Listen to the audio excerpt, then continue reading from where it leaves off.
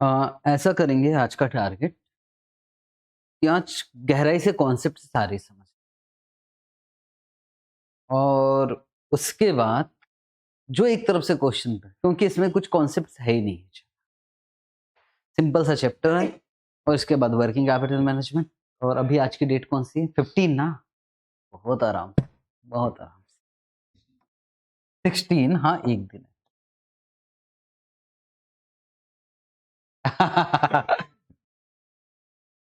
मतलब ऐसे है कि यार आप वैसे भी बता दोगे। एक सिंपल सी बात है ना, मैं आपसे पूछ रहा हूँ कि जैसे सर से मैंने कहा कि यार मुझे पढ़ाना है फाइनल के बच्चों को, तो मुझे प्रीमाइसेस चाहिए। फाइनल के बच्चे मतलब मेरे बच्चे। तो सर ने कहा कि सर क्या देना पसंद करोगे? या तो रेंट देना है तो आप रेंट दे दीजिए, या तो हर स्टूडेंट पे आप एक कमीशन दे देना। मेरे लिए क्या ज़्यादा अच्छा है?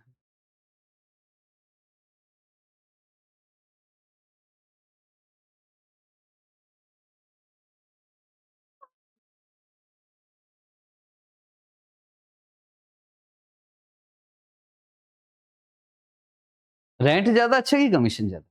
डिपेंड से बोला। ज़रा डिपेंड्स का डेफिनिशन बताओ अभी यहाँ इस पॉइंट ऑफ व्यू से। अगर नंबर ऑफ स्टूडेंट्स 4-5 ही आने वाला है और नंबर ऑफ स्टूडेंट बहुत सारे आने वाले हैं तो चैप्टर खत्म। यही था लेवरेज। ठीक। तो बस मुझे क्या करना है मालूम है? मुझे तो वही बताना है जो आपको आता है। बस आपके अंदर जो ताकत है ना उसको मैं बता दूं कि हाँ यार ऐसा है, बस और कुछ है नहीं। टाइम पास नहीं करते हैं, नाम लिखते हैं चैप्टर का। इंपॉर्टेंट है, एग्जाम में आना ही आना है।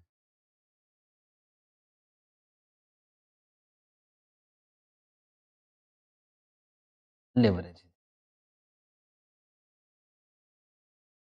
सर पक्का आएगा कि हाँ जी?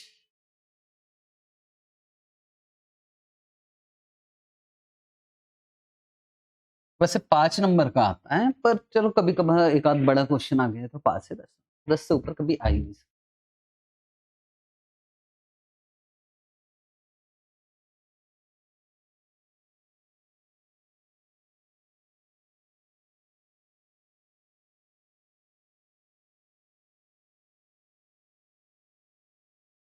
Leverage means risk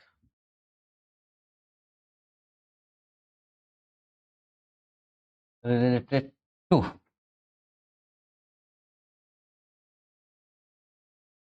fixed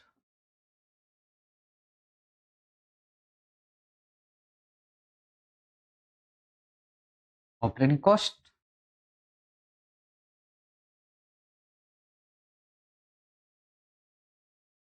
and fixed finance cost. कैसे हो?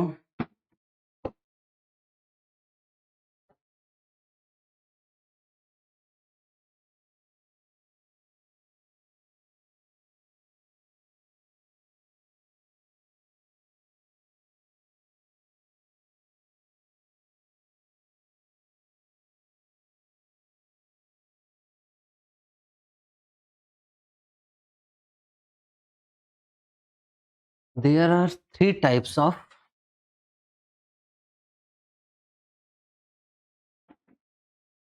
Leverages.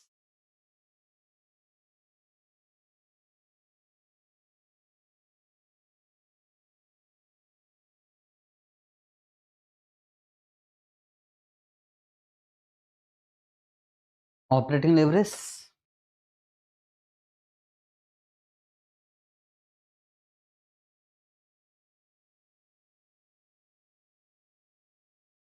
Business risk,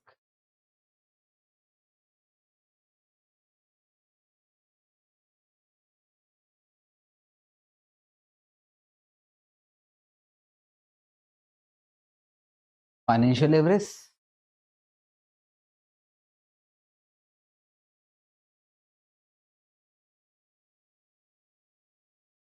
finance risk.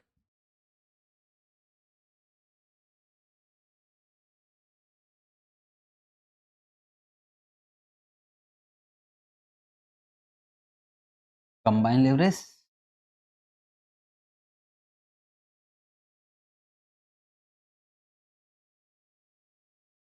Total.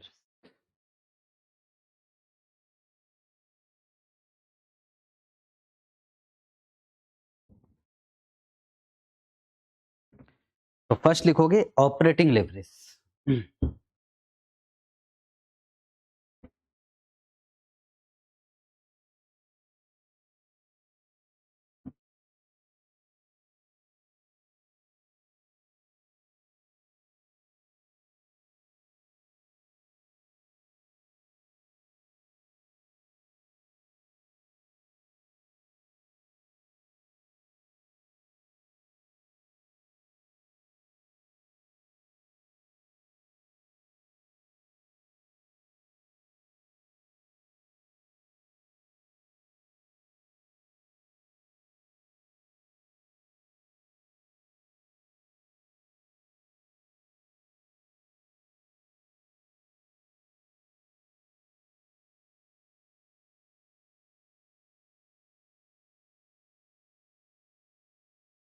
मान लो दो company A limited B limited, अब कॉन्सेप्ट से है ना, अभी अच्छे से कर। तो सर दो फैक्ट्री है, मान लो दो फैक्ट्री, और क्या बनाने का काम हो रहा है, कैलकुलेटर। और यार वैसे तो अभी ये 1000 यूनिट्स बना रहे हैं, और ये भी भाई साहब आप किसी भी फैक्ट्री को खरीद लीजिए, दोनों फैक्ट्री में 1000 यूनिट्स बनता है और बेचते। और मैं कह रहा हूं कि सर सेलिंग प्राइस क्या है, मैं कह रहा हूं सेलिंग प्राइस है 20 रुपया पर यूनिट में बेच रहा है, तो बता सकते हो कितने का बेचोगे, टोटल मिलाकर सेल्स बताओ, 1000 यूनिट 20 के हिसाब से 20,000। तो अगर इसमें भी बेचोगे तो 20,000 रुपया का, और इसमें भी बेचोगे तो 20,000 का। इसमें से माइनस क्या करते हैं, वेरिएबल कॉस्ट। ठीक, अब एक बात समझना, वेरिएबल कॉस्ट इसमें लगता है 20% पर यूनिट, तो 20 का 20% बोलो 4 रुपए। 1000 इंटू 4 कितना आ गया, 4000। और इसमें वेरिएबल कॉस्ट लगता है 60%, तो 60% निकालो, 20 रुपए का 60% कितना होता है पर, हाँ 12 इंटू 1000, तो यहाँ कितना वेरिएबल कॉस्ट, क्योंकि कैलकुलेटर ही बना रहा है तो वेरिएबल कॉस्ट सब जगह तो एक जैसा लगना चाहिए ना यार। आपके हाँ मशीन, और सबसे अच्छी मशीनरी कैसी, क्या लगता महंगी वाली मशीनरी कौन यूज कर, लिमिटेड, तभी तो वेरिएबल कॉस्ट कम। सब ठीक है, तो बता सकते हो कि सेल्स में से मैंने वेरिएबल कॉस्ट माइनस किया, तो मालूम है इसको क्या बोलते हैं, कंट्रीब्यूशन। कंट्रीब्यूशन कितना,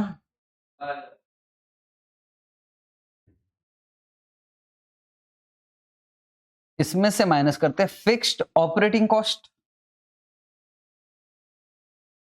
फिक्स ऑपरेटिंग कॉस्ट में क्या क्या आ सकता है भाई, ऐसे खर्चे जो फिक्स ही है, रेंट, सैलरी, डेप्रिसिएशन। डेप्रिसिएशन भी तो खर्चे है ही, मैं सिर्फ डेप्रिसिएशन की बात कर, ठीक है वो ज्यादा अच्छा। तो डेप्रिसिएशन इसमें लग रहा है 12,000, और इसमें लग रहा है 4,000। कम क्यों लग रहा हो, मशीनरी सस्ती है या मशीनरी महंगी है इसलिए डेप्रिसिएशन।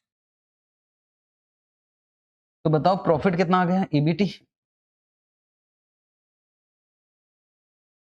और यहाँ कितना,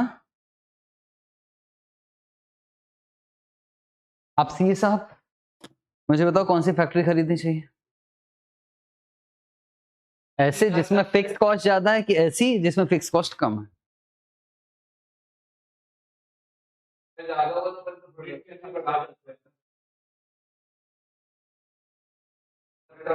मेरा बस क्वेश्चन का जवाब देना, मैं जो बोलना चाहता हूं, 1000 यूनिट्स तो अभी बिक रहा है, मेरी कैपेसिटी और ज्यादा की है, अगर मैं 20% से और बढ़ाऊं सेल्स मतलब कितना यूनिट से बन रहा था अभी, 1000 ना, 1200 कर दूं तो दोनों में प्रॉफिट एक जैसे ही आएगा कि अलग अलग आएगा? किस में ज्यादा आएगा, किस में कम?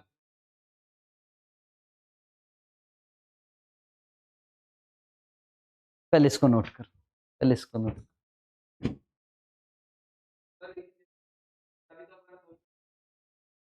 हाँ,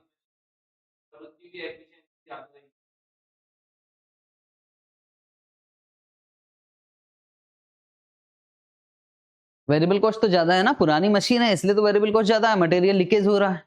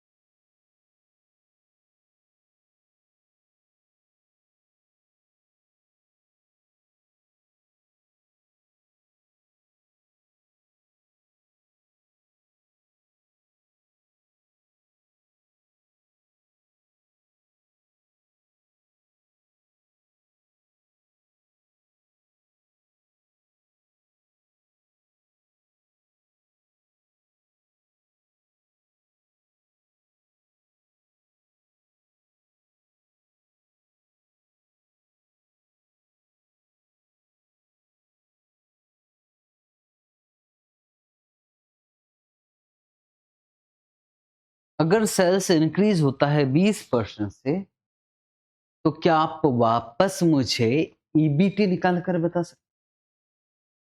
तो चलो लिख कर करें क्या? अरे यार मालूम है इतना आसान चैप्टर है, तो दिक्कत क्या है, फिर कैलकुलेटर में निपट जाएगा, कॉपी में कुछ लिखा नहीं रहेगा तो फिर वो रिवाइज नहीं हो पाएगा।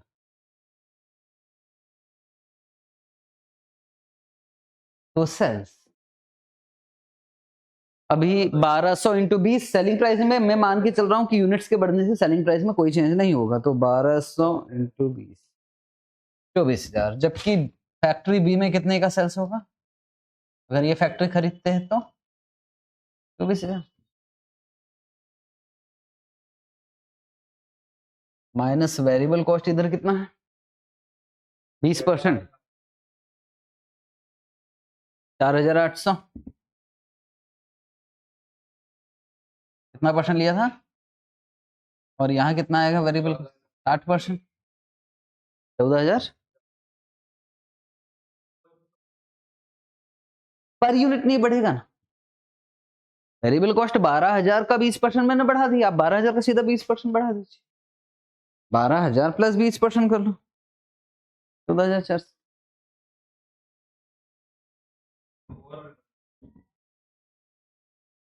तो ये जो आया इसका नाम क्या रहा, ये भी अच्छा कंट्रीब्यूशन रहा।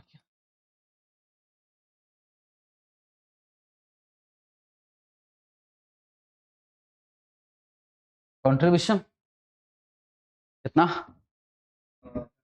19,200,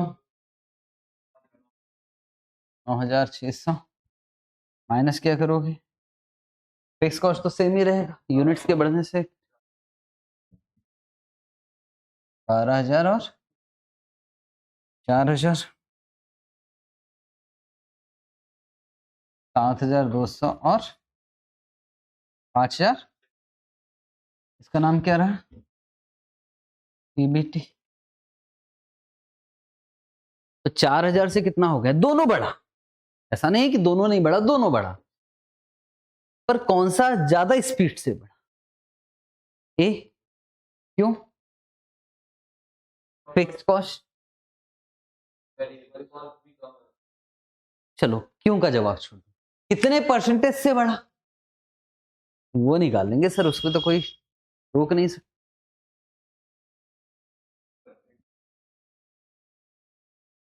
परसेंटेज कैसे निकाला यार परसेंटेज? 7,200 माइनस 4,000, 80% से। और वो कितने से बढ़ा? 5,600 माइनस 4,000,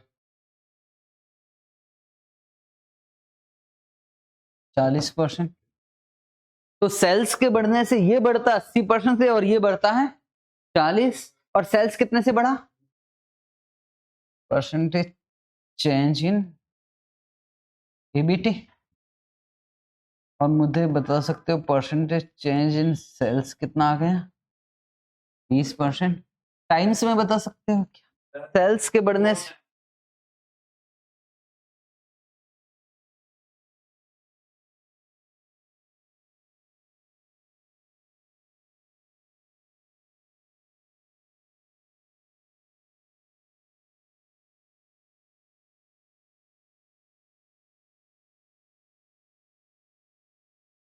मतलब समझने की कोशिश करना। अगर सेल्स बढ़ता है तो ये कितने गुना बढ़ेगा? 4 गुना। और ये कितने गुना? 2। अगर सेल्स कम होता है तो इसका प्रॉफिट कितने गुना? 4 गुना कम हो। इसका इसका सेल्स के, नो डाउट यार, सेल्स के बढ़ने से प्रॉफिट बढ़ेगा, सेल्स के कम होने से प्रॉफिट कम होगा। पर अगर दोनों फैक्ट्री की बात करो तो सेल्स के बढ़ने से ये दोनों ही बढ़ते हैं, पर ये 4 टाइम्स बढ़ता है इसका प्रॉफिट, और इसका प्रॉफिट 2 टाइम्स। अगर सेल्स कम होता है तो ये भी गिरेगा और ये भी गिरेगा, दोनों का प्रॉफिट कम होगा। पर इसमें कितना गुना ज्यादा? 4, और इसमें 2।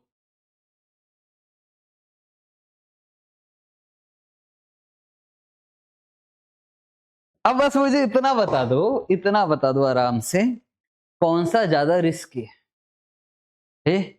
बढ़ेगा तो खूब बढ़े, अब बर्बाद तो पूरा बर्बाद। ठीक है, तो ये ज्यादा रिस्की है। ठीक है, अब आपसे मैं आपके पास आया सी साहब यार कौन सा फैक्ट्री खरीदूं, जवाब दो। आप कैसे जवाब दोगे? मैं ऐसे जवाब नहीं देता। मतलब क्या लग रहा है कि 1000 बेच पाओगे? अरे क्या बात कर रहा है, मैं तो ज्यादा बेच दूंगा, तो फिर ये वाला खरीदो, है ना?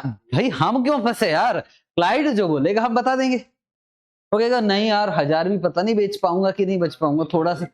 फिर तो यही वाला ठीक है, ज्यादा रिस्क मत। तो ये 4 टाइम सर, इसका नाम क्या है? इसका नाम है ऑपरेटिंग लेवरेज। पर ये डिग्री है, टाइम्स है, तो इसको हम बोलते हैं degree of operating leverage.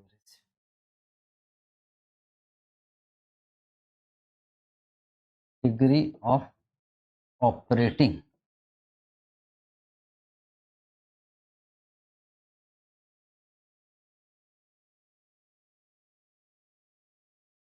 Leverage. तो डिग्री ऑफ ऑपरेटिंग लेवरेज का फॉर्मूला एक रफली हमको आइडिया हो गया। अच्छा, इससे और एक फायदा, सामने वाला बोलेगा, अच्छा ऐसे मैं बोलता हूं, एक फायदा क्या? क्योंकि हमको रेशियो में तो हम एक्सपर्ट है, ये हमको निकालना आ गया। सामने बोलेगा अच्छा ये बताओ भाई, सेल्स मेरा 30% से बढ़ रहा, इस कंपनी में सेल्स मेरा 30% से बढ़ेगा, यहां से सोचना। मान लो सेल्स मेरा 30% से बढ़ता है, तो प्रॉफिट क्या आएगा?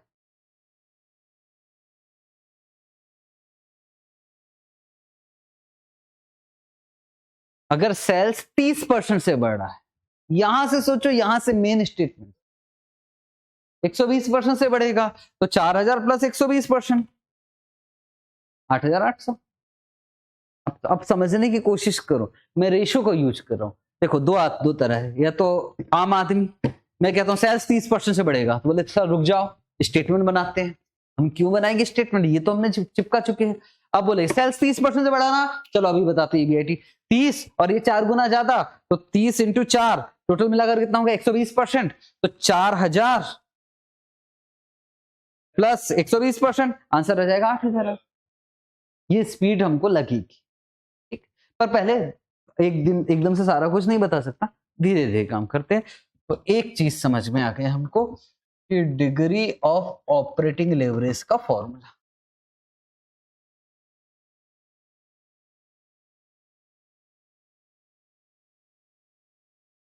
क्या आया था? Change in EBT.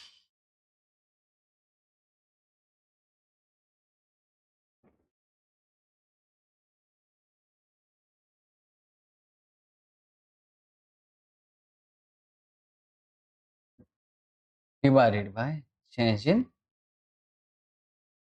सेल्स।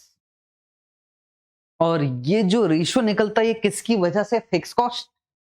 एक बात समझ लो, फिक्स कॉस्ट जितना ज्यादा होगा ये रेशियो ज्यादा आएगा।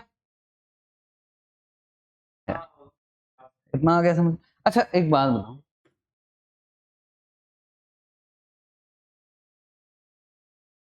ऐसे समझा देता हूं। जैसे ये जमीन है, ठीक है, यहाँ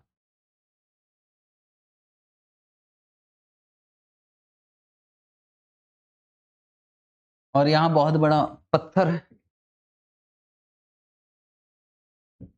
ये बहुत बड़ा पत्थर है। इसको अगर हाथ से 500 केजी हाथ से मूव करने की कोशिश करूंगा, नहीं होने वाला। लेकिन हमारे पास क्या है, यहाँ एक छोटा सा पत्थर लगाया, ये बॉक्स है, और यहाँ डंडा लगाया, ठीक है, और इस इधर प्रेशर डालोगे, तो बस यही तो चैप्टर है। उसका कहना है कि सेल्स में थोड़े से चेंज होने से हमारे ईबीटी में कितना चेंज होता है, किसकी वजह से? फिक्स कॉस्ट की वजह से। दिस इज ऑपरेटिंग लेवरेज, ठीक।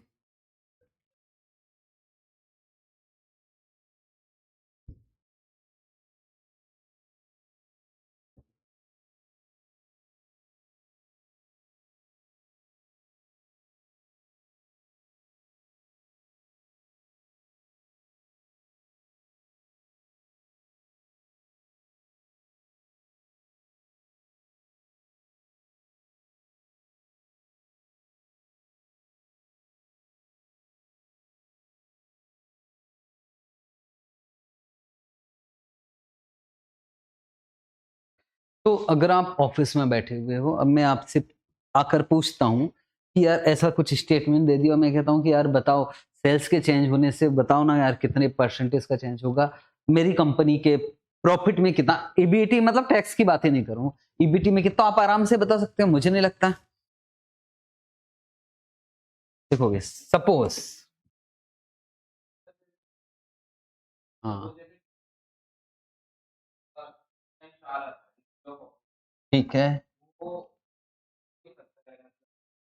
नहीं एक स्टैंडर्ड नहीं, जो डेटा दिया है उसके हिसाब से, हाँ अगर रिवाइज किया उसके हिसाब से तो उसमें अलग है।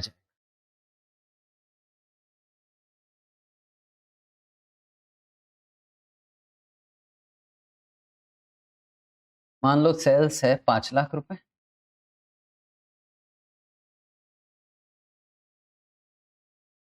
और वेरिएबल कॉस्ट ले लेते हैं 40%।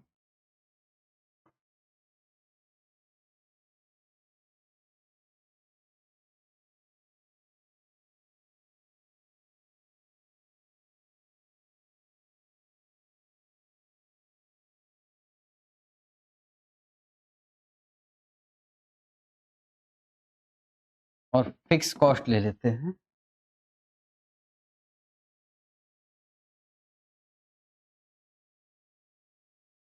2,40,000।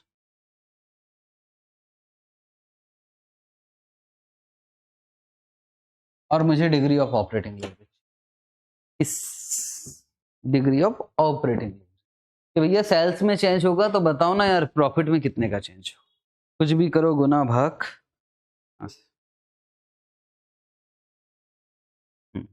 टाइम्स चाहिए, वो टाइम्स।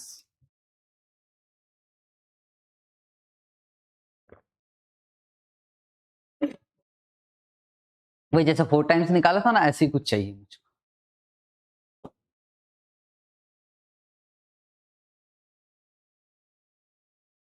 पहले तो ओरिजिनल स्टेटमेंट बना लो। अच्छा बन गया है,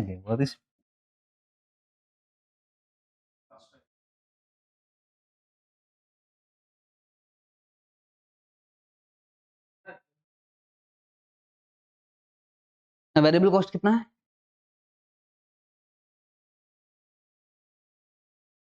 2 लाख,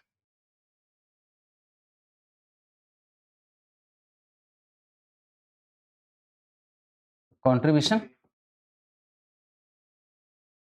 3 लाख, माइनस क्या करूंगा, फिक्स कॉस्ट 2,40,000। तो यहाँ क्या आ गया, कितना,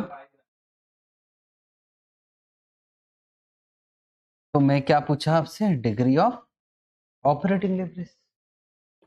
देखो यार, मेरा डेरिवेशन करवाने का बिल्कुल मन नहीं है आपसे, डेरिवेशन आप घर जाके कर लेना, मैं मुद्दे की बात करूंगा। डेरिवेशन करना क्या है, डेरिवेशन सुनो, डेरिवेशन अगर आपको डेरिवेशन करने का मन है, डेरिवेशन वैसे भी काम नहीं आ रहा, फॉर्मूला का डिराइव कैसे हुआ, पर यार यहाँ फॉर्मूला क्या निकाला है, change in EBT divided by change in sales. तो चेंज इन ईबीटी कैसे निकाला था भाई, मतलब कैसे फॉर्मूला, रिवाइज्ड ईबीटी माइनस पुराना ईबीटी डिवाइडेड बाय ओटीबी। अच्छा, ईबीटी कैसे आया था, sales minus contribution minus fix cost, ऐसा कुछ ऊपर लिखूंगा, ऐसा कुछ नीचे लिखूंगा, और फिर मैंने एक फॉर्मूला डिराइव करके लाया डेरिवेशन। अब मैं डेरिवेशन पे जा रहा हूं, मैं एक मेन मुद्दे की बात कर रहा हूं।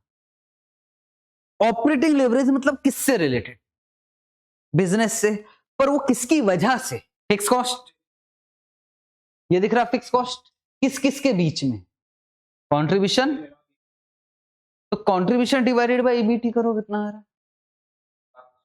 That's it. This is most important formula of degree of operating leverage का फॉर्मूला है contribution divided by EBT, EBT.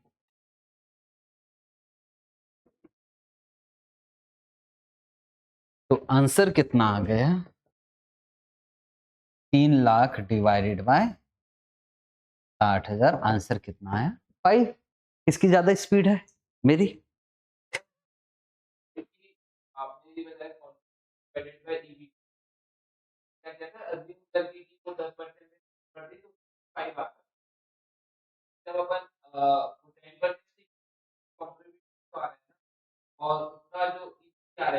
वो वाला नहीं लेना रिवाइज, मैंने कहा ना हमेशा हमको ओरिजिनल स्टेटमेंट से ही लेना है बस।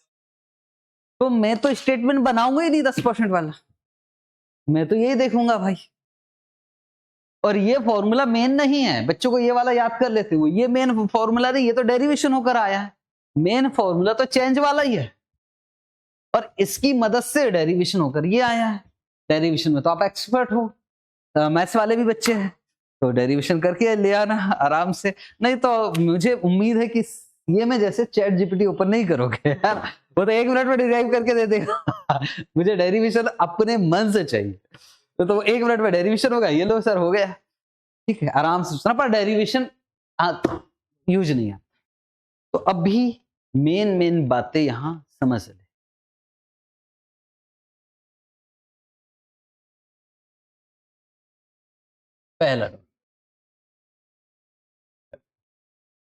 पहला डॉट लिखोगे, degree of operating leverage means risk due to fixed operating cost. Interest भी फिक्स होता है कि वेरिएबल होता है इंटरेस्ट, मैंने बैंक से लोन लिया ना, कभी भी फिक्स और वेरिएबल की वो डेफिनेशन नहीं है कॉस्टिंग, यूनिट्स के बढ़ने से इंटरेस्ट थोड़ी ज्यादा देना पड़े, इंटरेस्ट भी फिक्स होता है, बट इंटरेस्ट ऑपरेटिंग कॉस्ट नहीं है, interest finance cost. Degree of operating leverage means risk due to fix operating cost. अब फिक्स ऑपरेटिंग कॉस्ट में क्या क्या आता है, ये कहानी नहीं लिख पा रहा हूँ, ये सबको आता है, salary, rent, depreciation.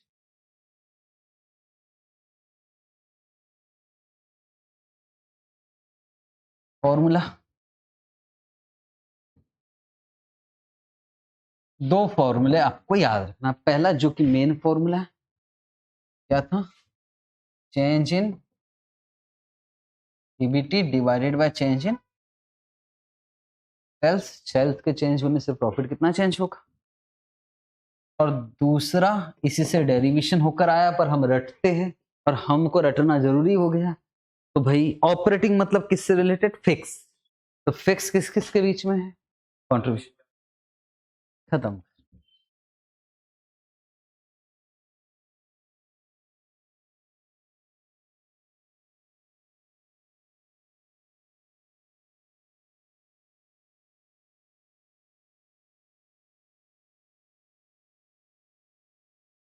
Suppose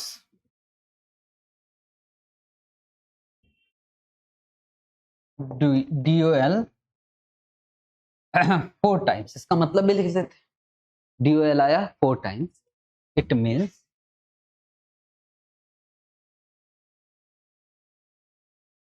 if sales increases कितने से, कुछ भी ले लें, 10%, then EBIT will increase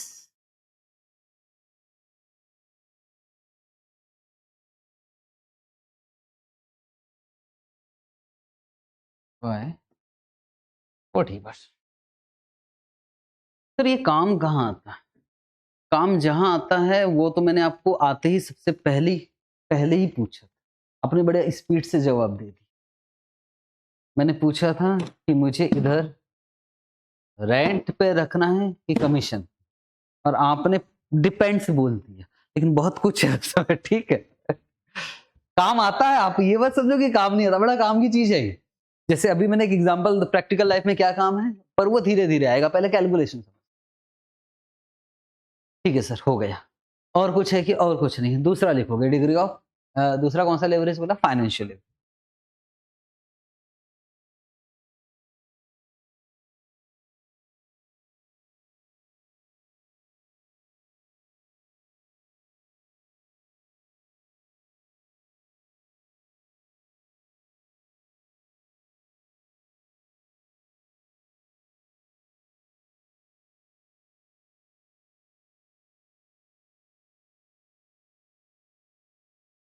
suppose पहले एग्जांपल से बात समझ,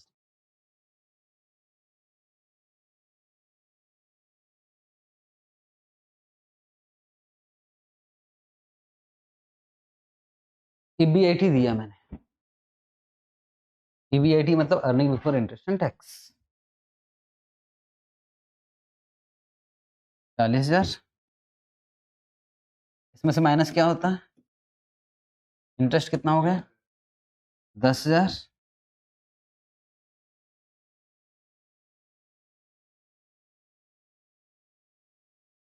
भाई कंट्रीब्यूशन में से फिक्स कॉस्ट माइनस करते, इधर गलत लिखियो, जितना भी लिखियो सब गलत लिखियो। रुक जाओ। कंट्रीब्यूशन में से फिक्स ऑपरेटिंग कॉस्ट माइनस करेंगे तो ईबीटी नहीं आता, क्या आता है, ईबीआई। तो जहां जहां भी ये सही लिखा है स्टेटमेंट, तो जहां जहां भी मैंने ईबीटी लिख दिया था, मैं सोचा कॉस्ट पढ़े हुए तो कोई बच्चा टोक देगा, किसी ने टोका नहीं। अच्छा नहीं, मैं एज्यूम नहीं कर, जहां जहां ईबीटी है उसकी जगह क्या लिख देना, ईबीआईटी। इसको प्लीज ईबीआईटी लिख देना। अच्छा आपने कहा सर इंटरेस्ट तो आई नहीं है, टेंशन नहीं करता। तो प्लीज जहां जहां भी ना ईबीटी होगा उसको ना ईबीआईटी कर।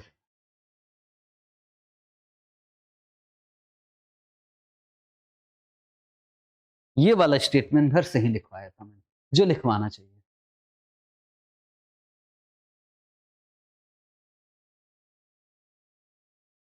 तो ईबीआईटी कितना है, 40, इंटरेस्ट कितना है, 10, ईबीटी कितना है, 30,000। ईबीआईटी बढ़ेगा तो क्या ईबीटी भी बढ़ेगा,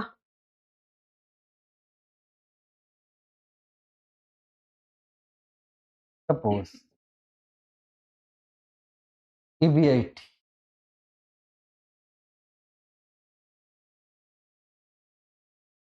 increases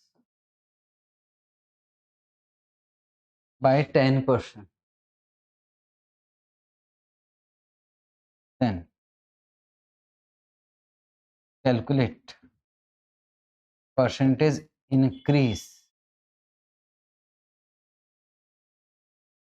in EBT.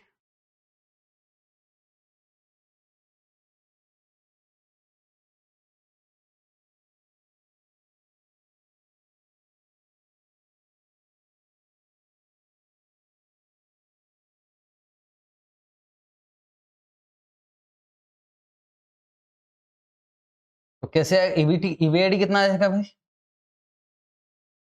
40 इंटरेस्ट में चेंज होगा कि वही रहेगा? कितना है? 10,000। तो बोलो ये कितना आ गया? 34,000। ये क्या आ गया हमारा? EBT percentage change 34,000 minus 30,000 divided by 30,000 into 100 कितना आ गया? 13.33%। और चेंज इन ईबीटी है और चेंज इन ईबीआईटी कितना है? 10%। तो टाइम्स में बता सकते हो क्या? 1.33 टाइम्स। इसको बोलते हैं डिग्री ऑफ फाइनेंशियल एवरेज। हाँ, अब इसको डेरिवेशन पे जाओगे, डेरिवेशन अच्छे से करोगे तो मालूम है दूसरा फॉर्मूला भी बन सकता है। मालूम है इंटरेस्ट किस किस के बीच में? मतलब 40,000 डिवाइडेड बाय 30,000 करोगे तो भी 1.33 टाइम्स आ जाए। ठीक है, दिस इज दूसरा फॉर्मूला। खत्म, चैप्टर भी खत्म। अच्छा एक बात बताओ, अगर इंटरेस्ट ज्यादा रहता भाई 15,000 तो 1.33 आता कि कुछ और आता? ज्यादा कि कम? अगर इंटरेस्ट ज्यादा रहता, इंटरेस्ट ज्यादा रहता 10,000 की जगह 15,000 रहता, मान लो, डिग्री ऑफ फाइनेंशियल एवरेज।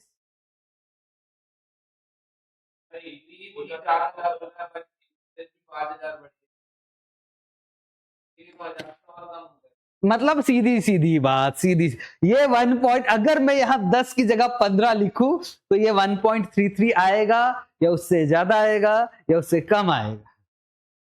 कम कि ज्यादा?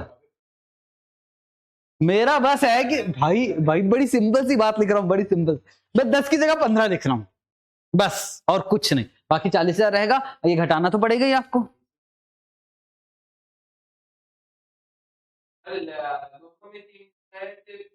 भाई मैं बस इतना बोल रहा हूं, 10,000 काट के उधर का तो मैं देख ही नहीं रहा हूं। अगर ये 15,000 होता तो क्या हो? तो 1.33 टाइम्स ही आएगा कि कुछ और आए? अगर 10 में से 15 घटाए तो बोलो कितना बचा? 25। अब बताओ कितना आएगा? 40,000 डिवाइडेड बाय 25,000, 1.6। अब मैं क्या कहना चाहता हूं, काश आप समझ जाओ तो मजा आएगा। अगर ये 15,000 होता तो यहां आंसर कितना आता? 1.6। तब अगर ईबीआईटी 10% से बढ़ता, सुनो सुनो सुनो, अगर ईबीआईटी 10% से बढ़ता तो ईबीटी 10 से नहीं बढ़ता। अब की बार ईबीटी कितने परसेंट से बढ़ता? 16% से बढ़ता। आप सही बोल रहे थे, इनका ये कहना था कि सर ये ज्यादा आएगा, क्या चीज है? अगर मैं आपसे बोल रहा हूं कि अगर ये बढ़ेगा 10% से, क्योंकि इंटरेस्ट 10 की जगह मैंने कितना लिखा? 15,000, तो मेरा ईबीटी कितने परसेंट से बढ़ेगा? 16%। डेट अच्छा है कि बुरा, बस इतना बता दो। डेट अच्छा कि बुरा? डिपेंड्स। वो डिपेंड का चाहिए मुझको। डिपेंड्स मतलब अगर मैं खूब कमाने वाला हूं, डेट अच्छा। वही तो मैं बोल रहा हूं कि यार डेट अच्छा है, क्योंकि ईबीटी बढ़ेगा तो ये 16% से बढ़ेगा। ठीक है, डेट अच्छा है, लेकिन प्रॉब्लम क्या है? अगर कम कमाओगे ना तो जो प्रॉफिट है ये तो और भी कम हो जाएगा। ठीक है सर, धीरे धीरे बात करते, पहले पहले थोड़ा बहुत लिखते हैं फिर काम करेंगे, ठीक है।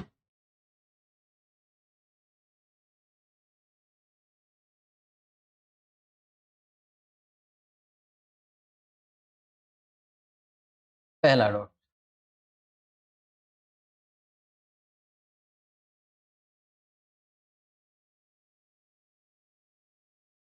Degree of financial leverage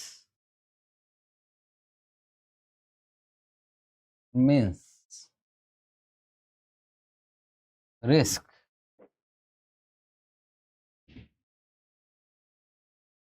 due to fixed finance cost. पैसा उठा रहा है तो फिक्स आपको देना पड़ेगा, तो फिक्स्ड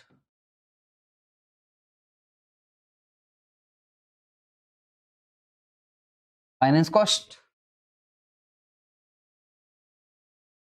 फिक्स फाइनेंस कॉस्ट में क्या क्या आएगा,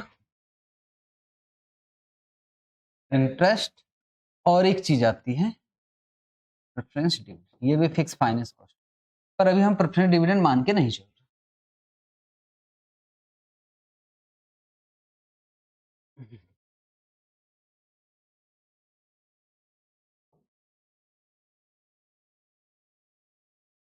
degree of financial leverage 4 times,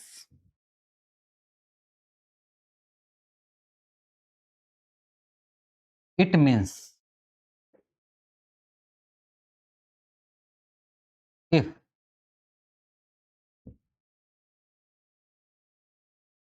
EBIT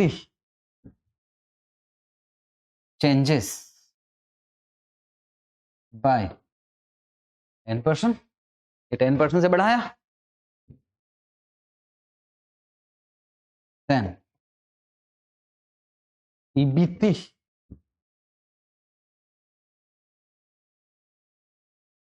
will change by कितना परसेंट, 40%।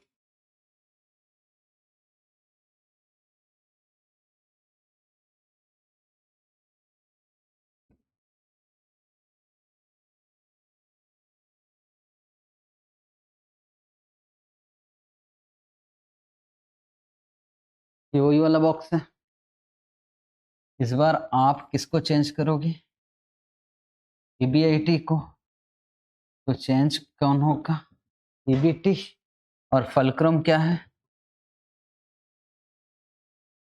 फिजिक्स पढ़े हो कि नहीं, फिजिक्स थोड़ा बहुत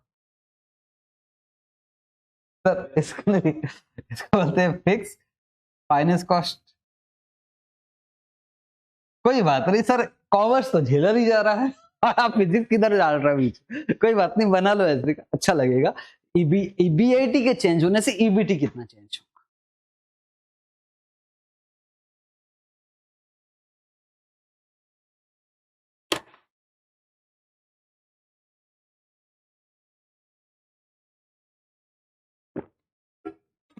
क्या ऐसा बनाने से ना, मान लो कोई क्लास अटेंड नहीं किया, वो कॉपी देखेगा तो उसके होश उड़ जाएगा, भाई ये क्या हो क्या रहा है, लगना चाहिए कॉपी देख। हालांकि इसका कोई यूज नहीं होने वाला, मेन तो यार हो गया हमारा काम।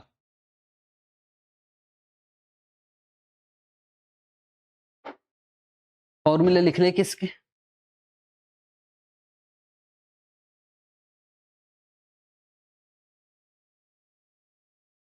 फॉर्मूला मैं मात के चल रहा हूं, no preference share capital, preference share capital नहीं।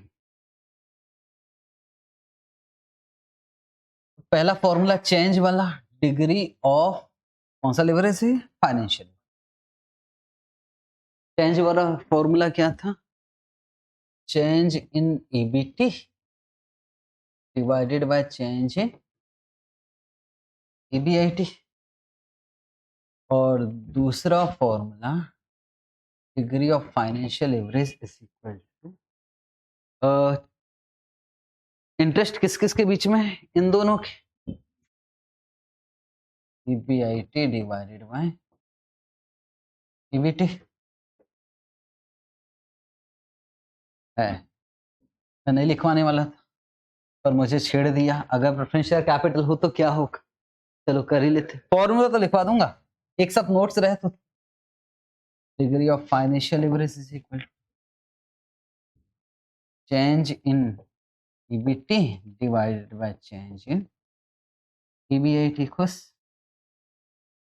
अब नीचे वाला चेंज होगा क्योंकि इसमें से तो प्रेफरेंस शेयर डिविडेंड भी तो माइनस करना पड़ेगा, तो ईबीआईटी तो ईपीआईटी ही रहेगा, लेकिन नीचे अब तो दो चीजें माइनस करना पड़ेगा। तो ईबीटी में से क्या माइनस हो चुका है? इंटरेस्ट। इंटरेस्ट तो माइनस हो चुका है, एक चीज और माइनस करना पड़ेगा। क्या चीज माइनस? Preference dividend.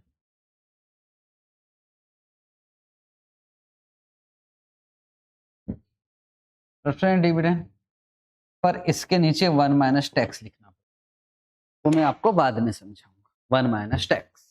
हालांकि ये मैंने ब्रेक इवन पॉइंट जब करवाया था ऑपरेटिंग बीईपी, उसमें भी डिवाइड किया था 1 माइनस टैक्स, क्योंकि डिविडेंड देने से पहले आपको टैक्स की रिकवरी करनी पड़ेगी।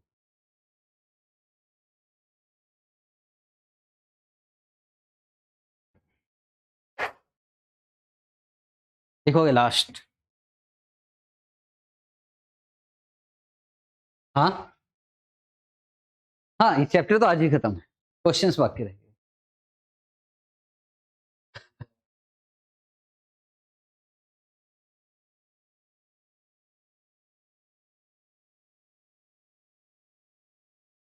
हाँ जी, कुछ नहीं, खत्म हो गया चैप्टर, मैं तो पहले ही बोला था।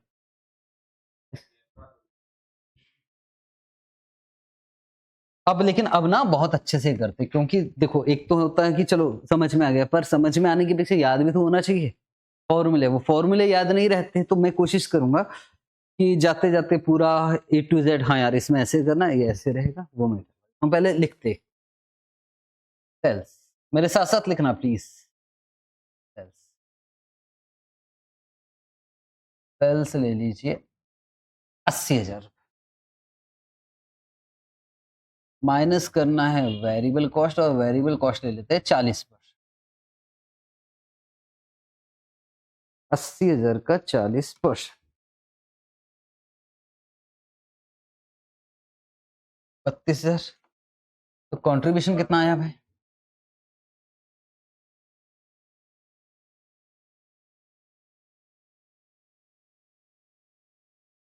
48,000।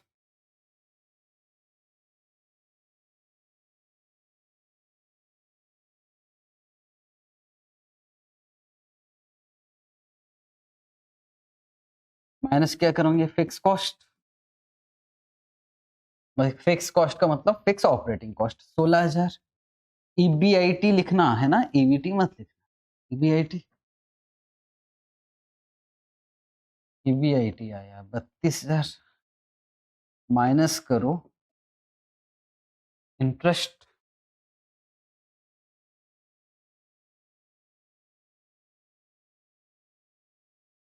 इंटरेस्ट ले लो 24,000, तो बोलो कितना आ गया?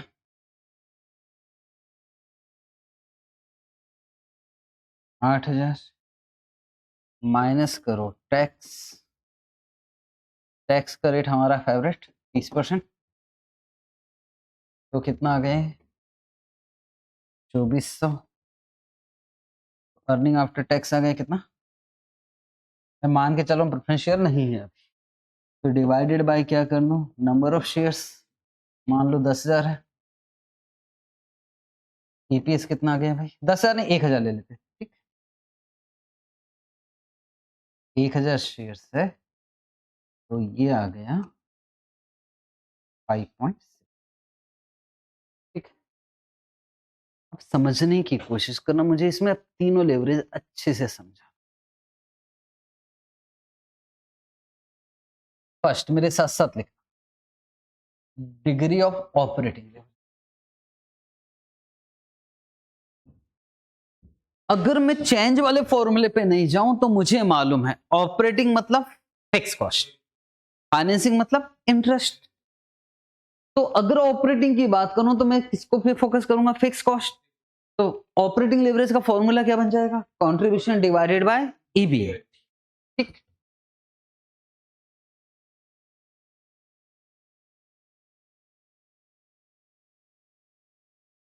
कंट्रीब्यूशन डिवाइडेड बाय EBIT, तो बोलो कितना आ रहा है भाई? 48,000 डिवाइडेड बाय 32 से आंसर कितना आ गया? 1.5। अच्छा, एक सिंपल सी बात पूछ रहा हूं, आंसर देना। अगर मैं सेल्स को 10% से बढ़ाऊं तो क्या कंट्रीब्यूशन भी 10% से ही बढ़ेगा कि कुछ और से?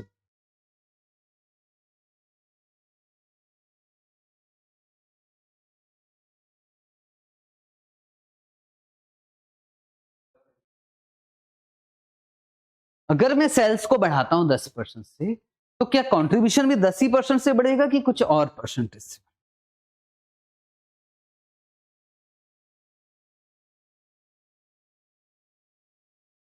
भाई सेल्स बढ़ेगा तो वेरिएबल कॉस्ट भी बढ़ेगा, और वेरिएबल कॉस्ट तो कंट्रीब्यूशन सेम ही रहेगा ना यार, इधर तो कोई फिक्स वाली बात नहीं है, यूनिटरी है सबके सब। तो सेल्स अगर मैं कहूं जितना ही परसेंटेज का चेंज सेल्स में होता है, उतनी ही परसेंटेज का चेंज किस में होता है? कंट्रीब्यूशन। प्रॉब्लम कहां आती है मैं अच्छे से जानता हूं, इसलिए मैं ये सारी चीजें, मतलब सर कंट्रीब्यूशन में चेंज और सेल्स में चेंज एक ही परसेंटेज होता है। ये वाला फॉर्मूला तो हमको याद रहता है, पर वो चेंज वाला फॉर्मूला याद नहीं रहता। तो जब भी ये वाला फॉर्मूला याद रहेगा, डिग्री ऑफ ऑपरेटिंग लेवरेज मतलब किससे related? Fixed operating cost, fix cost. Fix cost ये है तो किस किस के बीच में आएगा? Contribution divided. लेकिन चेंज वाला फॉर्मूला हमको याद नहीं रहता, तो इसको ना हम उल्टा कर देते। ठीक है, रटवा रहा हूं, इसको उल्टा करो तो फॉर्मूला बना change in divided by change in contribution या चेंज इन सेल्स। ठीक,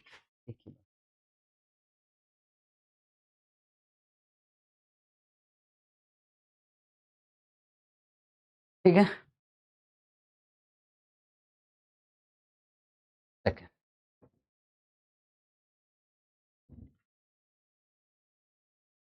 डिग्री ऑफ फाइनेंशियल एवरेज, ये स्टेटमेंट वाला फॉर्मूला, इंटरेस्ट है बीच में, फॉर्मूला क्या बन जाएगा? फाइनेंस मतलब इंटरेस्ट, फॉर्मूला क्या बन गया? EBIT डिवाइडेड बाय EBT, सीधा इसके बीच में ना, तो EBIT, तो ये वाला लिख लेते पहले,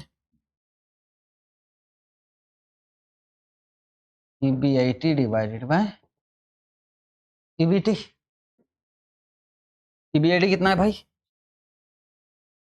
32,000 डिवाइडेड बाय 8,000, कितना आ गया? ओ,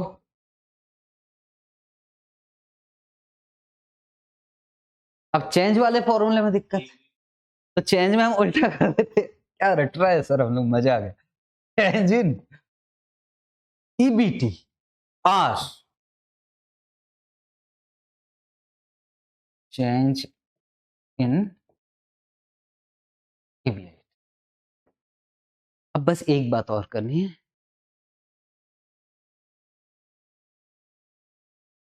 सुनो, बस इतना बता दोगे भाई, अगर मैं EBT है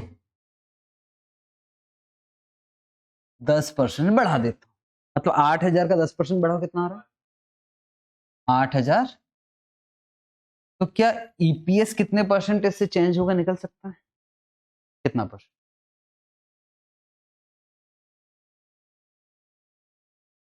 कंफर्म कर लो।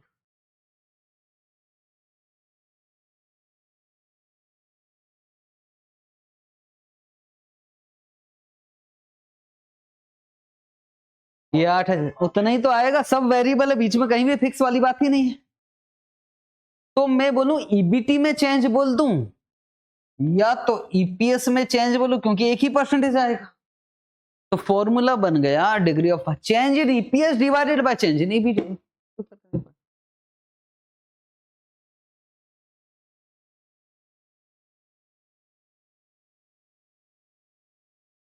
ठीक है,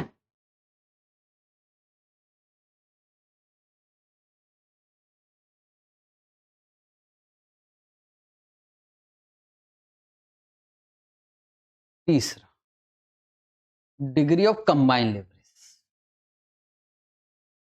कंबाइन लेवरेज बोलता है भैया दोनों को कवर करो, फिक्स्ड ऑपरेटिंग कॉस्ट और फिक्स फाइनेंस कॉस्ट, दोनों चीजें आना चाहिए।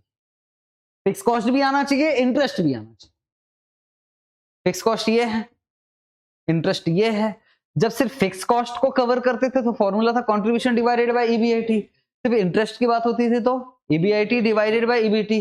अब दोनों की बात करो तो मतलब फॉर्मूला क्या बनेगा? Contribution divided by EBT. बात समझने की कोशिश करो, फिक्स कॉस्ट और इंटरेस्ट दोनों को कवर करना है तो फॉर्मूला दोनों के लिए कौन सा बन गया? Contribution divided by EBT. बिल्कुल सही।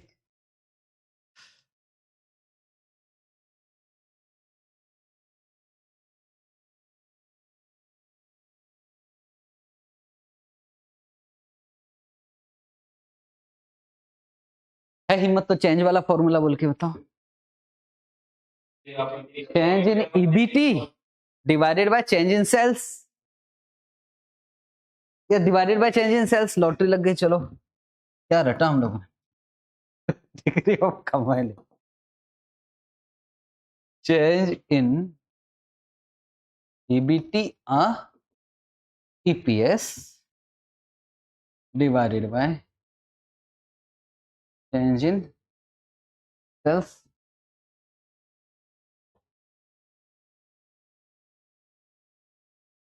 अच्छा, ऑपरेटिंग लेवरेज का फॉर्मूला क्या है? ये वाला स्टेटमेंट वाला, contribution divided by EBIT. Financial leverage का ईबीआईटी डिवाइडेड बाय ईबीटी। अच्छा, कंबाइन का contribution divided by EBIT. EBIT का कैसे बोल रहे थे आप? पहले सुनो ना, पहले निकाल ही लेते ना भैया, रेशियो निकाल लेते पहले, फिर सीधा काटने कूटने की कोशिश करें। तो नहीं, ये कंबाइन का यार, सीधा वाला सीधा वाला सीधा वाला ईमानदारी वाला, ठीक है। 48,000 डिवाइडेड बाय 8,000, बोलोगे तुम 6। और दूसरा काटने कुटने वाला DOL इंटू DFL 1.5 इंटू 4, तो कितना आ गया? 6।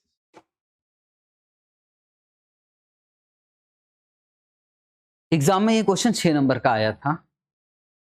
अब बच्चों ने क्या किया भाई, ये स्टेटमेंट दे दी, इतना इजी क्वेश्चन, ये स्टेटमेंट दे दिया था और डिग्री ऑफ ऑपरेटिंग लेवरेज पे 2 नंबर मिल रहा था, फाइनेंशियल लेवरेज पे 2 नंबर और कंबाइंड लेवरेज पे 2 नंबर, ठीक। तो ऑपरेटिंग का निकाला उन्होंने 1.5, कितना मिल गया? 2। फाइनेंशियल का निकाला 4, पर यहां कहीं कैलकुलेशन मिस्टेक कर दिया था। समझने की आंसर कितना आना चाहिए? 4, पर कहीं कैलकुलेशन मिस्टेक हो गया था तो उनका 3.5 आ रहा था। कोई बात नहीं, 2 नंबर का है, पर इसमें तो 2 नंबर मिलना चाहिए, पर क्योंकि वो एक्स्ट्रा मिल जाते, अगर कंट्रीब्यूशन डिवाइडेड बाय ईबीटी करता तो मिल भी जाते, पर क्योंकि एक्स्ट्रा एक्सपर्ट नॉलेज था 1.5 इंटू 3.5, इधर भी बर्बाद हो गया 2 नंबर, ठीक है। अच्छा, एक मैं आपसे यही तो बात बोल रहा हूं, क्या ऐसा हो सकता है कि पिछले क्वेश्चन में ईपीएस दिया है 10 और ये वाला दूसरा क्वेश्चन है तो उसका ईपीएस इसमें डाल दो? आपको एक बात बता रहा हूं, कभी भी एग्जाम में पिछले क्वेश्चन का अगले क्वेश्चन से कोई रिलेशन नहीं होता है। मतलब टैक्स नहीं दिया है तो चलो पिछला वाला टैक्स इधर डाल देते हैं, ऐसा नहीं चले, ठीक है। तो ये टॉपिक हमारा खत्म हुआ। कितने क्वेश्चन है हमारे, कौन से वॉल्यूम में है पता ना? 1। हाँ, टूल आए हो ना, मुझे मालूम था, वॉल्यूम नंबर 1। तो आज भी तो ठीक है, और कल से एक साथ क्वेश्चन करने बैठते हैं तो 3 दिन में है 40 क्वेश्चन तो हो गया। बहुत सारे क्वेश्चन है, आप खुद ही होमवर्क ले लो।